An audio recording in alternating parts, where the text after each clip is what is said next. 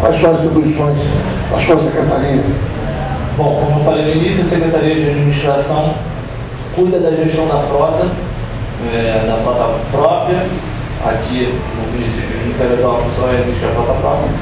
Cuida da sua manutenção, inclusive através do departamento da Secretaria de Transportes. Existe também a parte de patrimônio, onde todo o patrimônio que é comprado é catalogado. E também existe a prestação de contas com relação a esse patrimônio. Existe a parte de recursos humanos, que trata de toda a vida funcional dos servidores e da folha de pagamento. E também a parte de licitações, de contratações e licitações, que faz as compras públicas, no caso específico do município de Teresópolis, de forma centralizada. Bom, eu não sei exatamente em que momento, porque existem algumas publicações que precisam ser feitas. A primeira publicação de um processo de compra pública que precisa ser realizada se for o caso de uma licitação, não sei se foi o caso, é do aviso. Então precisa ser publicado em jornal de grande circulação e, dependendo do vulto da compra, também no Diário Oficial do Estado, o aviso de licitação. Caso seja identificado, aí depende também do momento em que foi identificado. Se for identificado que houve algum tipo de fraude no Diário Oficial do Estado, antes que a licitação seja realizada, ela tem que ser pedida imediatamente. Esse é o primeiro ponto. Caso essa detecção não tenha sido realizada, seja realizada por posteriori, esse contrato precisa ser pagado. Na verdade, não houve dano, porque o contrato, no segundo momento, foi cancelado ou deixado, vamos dizer, para trás. Quer dizer, esse inquérito tem que ser aberto para apurar o devido funcionário que está querendo trazer dano ao erário. Qual é o procedimento nesse caso? Se ficou constatado que de fato houve a fraude, o inquérito tem que ser aberto. Tem que ser aberto, sim. Não tem outro procedimento. O procedimento natural é esse. O procedimento natural é esse. Está ok. Após 12 de janeiro, já existia na cidade toda essa uma gama de reclamações em relação às obras da RW que começavam e nunca terminavam. O senhor tinha conhecimento dessa reclamação? Na verdade, existe cada órgão da esfera da prefeitura tem as suas responsabilidades. Existe um órgão que ele é específico para fazer a fiscalização das obras, que é a Secretaria de Fiscalização de Obras. Uma pergunta, o senhor ficou 17 dias após a calamidade. Exato.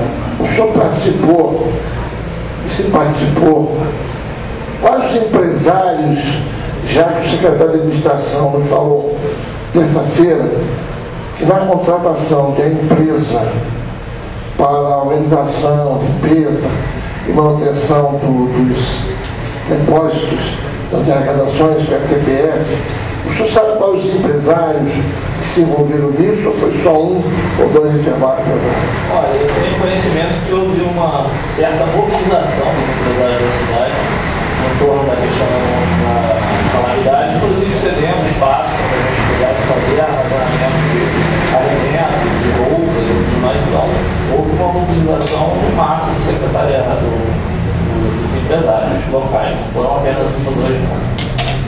Segundo informações que nos chegam, o empresário que indicou a TPF, que eu preciso saber, todo o senhor e de qualquer outro, são aquelas informações que nos chegam fora da terça e quinta, que é o dia da oitiva, que o empresário foi o senhor Mozarzinho, eu não os conheço, de uma empresa.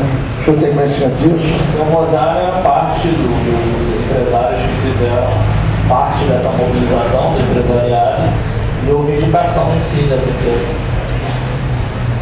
A TPF então foi indicada por eles, você sabe? Perdão? Foi indicada pelo Mozart? Foi indicada pelo grupo. Logo após a calamidade, havia necessidade de resolver os problemas com a máxima urgência. Foi decretada a calamidade, dispensa de licitação, e foram contratadas algumas empresas, mesmo com problemas, face à necessidade, à urgência, à emergência, algumas empresas que não tinham prestado serviço há quanto tempo, mas prestaram os serviços para que foram contratados na emergência e na urgência. Os estados de serviço foram pagos, não foram pagos, como está a situação desse problema do período da urgência, emergência. Como o senhor mesmo mencionou, eu fiquei apenas 17 dias após a calamidade. E nesse período não houve pagamento de nenhuma empresa contratada por força da calamidade. Eu não tenho conhecimento se já houve algum pagamento depois disso. O senhor, nesse período, teve lá, sabe a origem dos recursos auferidos para essas obras, de onde vieram, e quais os valores? Bom, logo após a realização do acontecimento, da calamidade, foi gerado um fundo.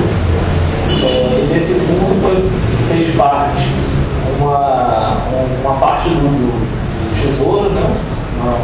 Dinheiro que veio do tesouro, se eu não me engano, foram 5 milhões. Parte foi feito por doações da população, não sei exatamente que cifra chegar, mas esse fundo seria utilizado para fazer alguns pagamentos e também investimentos para a construção de casas e tudo mais. Agora, eu acredito que nesse caso em particular, dessa empresa de engenharia, a fonte 00, a fonte da prefeitura, tenha sido utilizada. Se houve algum pagamento, eu desconheço. A empresa RW ganhou as licitações pelo menor preço por estar em dia com suas obrigações? Isso depende da modalidade. As compras públicas têm que rezar pela imparcialidade. Por isso existem etapas a serem cumpridas. Uma das etapas, como já mencionei antes, é a questão da habilitação, onde toda a sua condição econômico-financeira, fiscal e também de capacidade técnica para a realização do trabalho é aferida. Isso sendo aferido durante a licitação e sendo considerado ok, não há nenhum problema quanto à contratação. É claro, é bom lembrar, deixar claro também, que todo o processo de licitação ele tem a publicidade. Então, sempre que há uma homologação, ele sai em diário oficial, o diário oficial circula aqui no Diário de Teresópolis, no jornal local, e os processos estão abertos para qualquer cidadão ter visto. O senhor sabe se na sua época não se concerne a valores denunciados de superfaturados, de materiais adquiridos pela prefeitura? O senhor, a sua secretaria ou alguma outra secretaria participa da cotação no mercado? A cotação do mercado é a responsabilidade do departamento de licitações. Então, sim, toda a cotação de todo material que é demandado pelas secretarias é realizado pelo departamento de licitações. Eu creio que o senhor possa me informar por que a prefeitura faz tanta dispensa de licitação. No relatório parcial por irmãos, foram mais de 80 dispensas de licitações, e algumas delas que até me assustam, no valor de R$860 mil, no valor de R$3.539.000. Estou dizendo as altas, não vou nem dizer as pequenininhas, somando um total de R$8.551.000, parcial. Inelegibilidade de licitação também em torno de 62, até o mês que eu analisei, que foi quando nós abrimos a CPI, no mês de janeiro. Também parcial, somando o valor de R$2.603.000. Então, os procedimentos não são bem feitos exatamente como o senhor disse. O que isso ocorreu? E, na verdade, houve, no meu entendimento, uma omissão, já que nenhuma providência foi tomada nos 3 meses que o senhor era secretário. No mínimo tinha que ter tomado algum posicionamento ou errado. Bom, vamos a alguns princípios, já que estamos falando primordialmente da questão da compra pública e mais latentemente a questão de licitações e dispensas. Existem alguns conceitos que norteiam essa compra pública. Um deles é a legalidade, o outro é a imparcialidade e mais uma publicidade.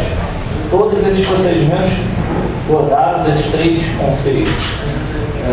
Se houve alguma dispensa de licitação, essa dispensa de licitação tem que estar com vulgo nas possibilidades de dispensa de licitação que a Lei 866 prevê.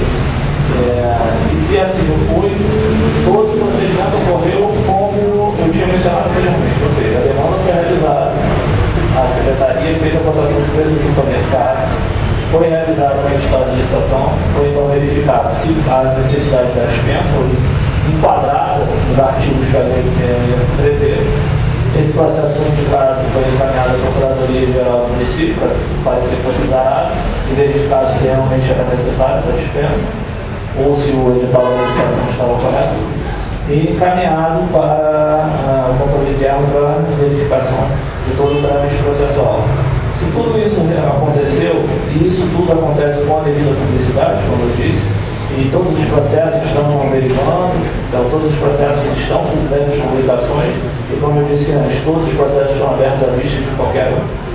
Então, me parece bem transparente todo o procedimento, porque ele é 100% do tempo aberto. Essa impessoalidade precisa, essa publicidade precisa existir.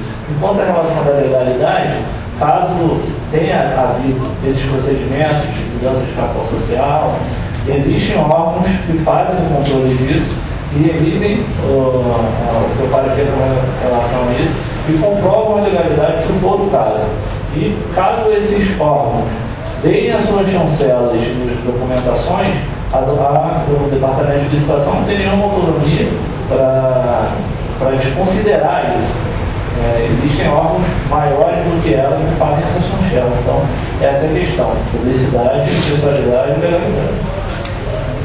O senhor falou em legalidade, pessoalidade e publicidade. Eu, como estudante de direito, vou dizer para o senhor só pulou uma. A moralidade. Na verdade, pulei várias, não são só essas. Na verdade, é legalidade, pessoalidade, moralidade e publicidade. O senhor pulou justamente a moralidade. Porque, na verdade, não sei se o dever jurídico, constitucional, que permite as empresas participarem, mas acho que nesse momento o secretário tem que pontuar a questão moral, a questão de avaliar se aquela empresa tem condições mínimas de atender o município ou se está atendendo. Aí eu pergunto ao senhor se ele de A, B ou C. Existe essa denúncia de que produtos, por exemplo, de R$1 foram botados a 2, 3, né? Antes do senhor. Sim, sim. Então, o que está me estranhando é isso. O secretário de administração, que é parte importante do processo de licitação, por que ele não toma conhecimento antes desse processo todo ir para o parecer da Procuradoria? Mais uma vez, o procedimento, após a cotação do preço, é a realização do edital de licitação, encaminhamento à Procuradoria-Geral, que vai avaliar a questão jurídica, e ao controle interno para a avaliação de todo o trâmite processual. O controle interno já sinalizou algumas vezes algum problema de cotação e essas cotações foram refeitas. Então, essa parte de controle interno, até como o nome sugere, onde são feitos os filtros nesse sentido, certo? Então, na verdade, existe um controle antes que isso vá para a rua. Todo o edital é analisado de forma jurídica e todo o andamento do processo, inclusive no que tange as cotações de preço, é avaliado pelo controle interno.